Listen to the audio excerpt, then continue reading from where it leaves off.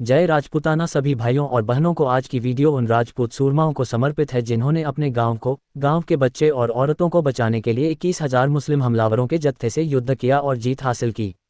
ये बात उन दिनों की है जब हमारा देश बंटवारे का दंश झेल रहा था। तब 21,000 मुस्लिम हमलावरों के जत्थे ने यदुवंशी शूरसैनी राजपूतों के गांव अरनिया को घेर लिया, जो कि जम्मू में है। उस समय किसी को भी कुछ पता नहीं था कि अब क्या होने वाला है। सब गांव के लोग अपने अपने काम में व्यस्त थे। जैसे ही गांव पर हमला हुआ, सबने अपने राजपूती शौर्य का परिचय दिया। गांव वालों के पास दो विकल्प थे: अपने गांव और जन्मभूमि को छोड़कर भाग जाएं या लड़कर वीरगति को प्राप्त हो जाएं। उस समय भारतीय सेना नई नई अरनिया में आई थी। भारतीय सेना ने छोटे बच्चों और गर्भवती महिलाओं को सुरक्षा प्रदान करने में सैनी राजपूतों का साथ दिया। कुछ लोगों को हथियार भी दिए। जैसा कि सब जानते हैं, राजपूत कभी पीठ दिखाकर नहीं भागते। उन्होंने भी अपनी जन्मभूमि को बचाने के लिए वीरगति को चुना।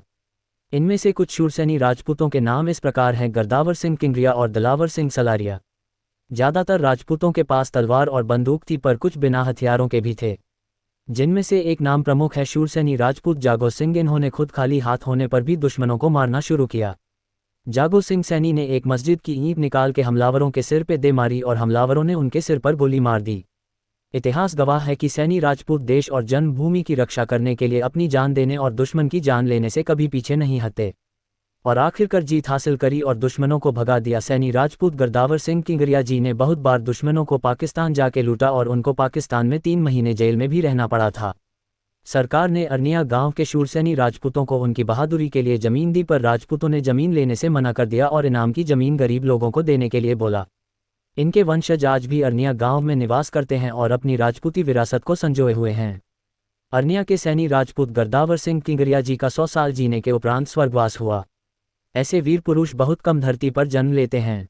उनके साहस और राजपूती रुतबे को शत शत नमन।